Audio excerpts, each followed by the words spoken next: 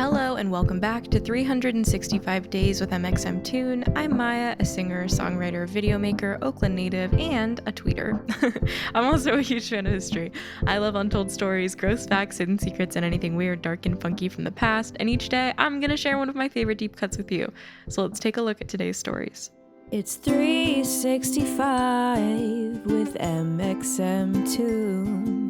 New facts every day, so don't leave too soon. I'm gonna teach you stuff, no it won't be tough. Gonna go a year till you've had enough. It's 365 mxmtoon. Today, in 2017, a tweet by Barack Obama became the most liked tweet in the history of the platform. Obama's tweet is no longer the most liked tweet. Now it's the second most liked tweet after the announcement of Chadwick Boseman's unfortunate passing. But there's a lot of valuable history behind Obama's message.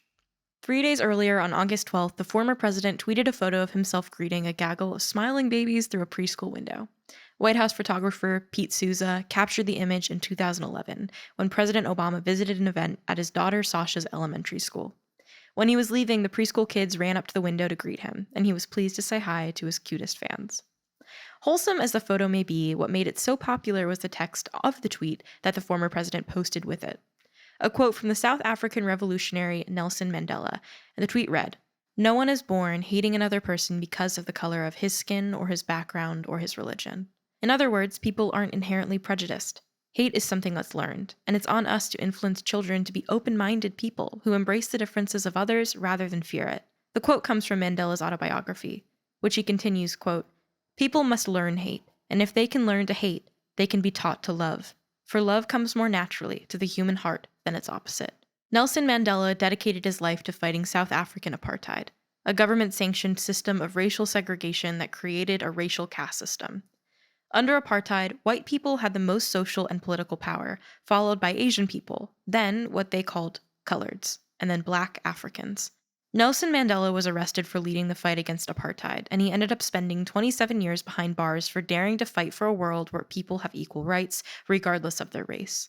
It wasn't until 1990 that a newly appointed president, F.W. de Klerk, responded to international pressure and said that he would end apartheid. He then released Mandela from prison, and he immediately got to work in negotiating a new constitution with the president. Apartheid was repealed a year later after his release from prison, and then in 1994, Mandela was elected president of South Africa. President Obama idolized President Mandela, and it makes sense. Not only was Mandela one of the most famous international racial justice activists, but also the two men were each the first Black presidents of their home countries, where they both fought serious racism to achieve what they did. But Obama didn't just tweet that Mandela quote in August of 2017 because he happened to be reading Mandela's autobiography. He tweeted this as a response to the white supremacist rally that took place that week in Charlottesville, Virginia.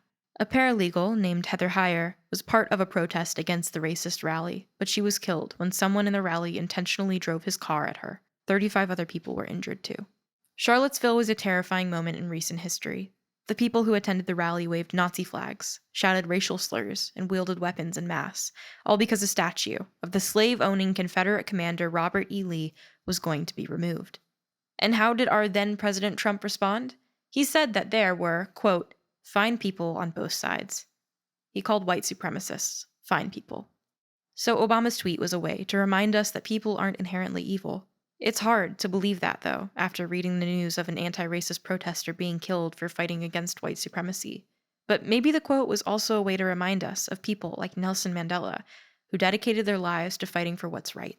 The world has come so far since the era of South African apartheid, but as the events of Charlottesville remind us, there's still a lot of work to do. Now let's talk about music. On this day in 1976, ABBA released Dancing Queen, the lead single from their fourth record, Arrival. Dancing Queen is one of those songs that you recognize from the first beat as a chorus of oohs and ahs echo through the speakers. Even over 40 years after its release, the song is still a classic, and its initial release was no different. The Swedish pop group's single went to #1 on the charts in 15 different countries, including the US. But the song remained popular because of Mamma Mia, a musical and later a movie based on the songs of ABBA. It's the 9th longest running show in Broadway history. Across the world, it's grossed over $4 billion since it hit the stage in 1999 too. People have mixed feelings about the legacy of disco. Not everyone loves it because it can feel shallow and repetitive, even though it took the world by storm throughout the 70s. But disco brought us ABBA and Dancing Queen, and for that, I'm grateful. And now for today's final segment, I'll be going back into my own photo archives to see what I was up to on an August 15th in my life.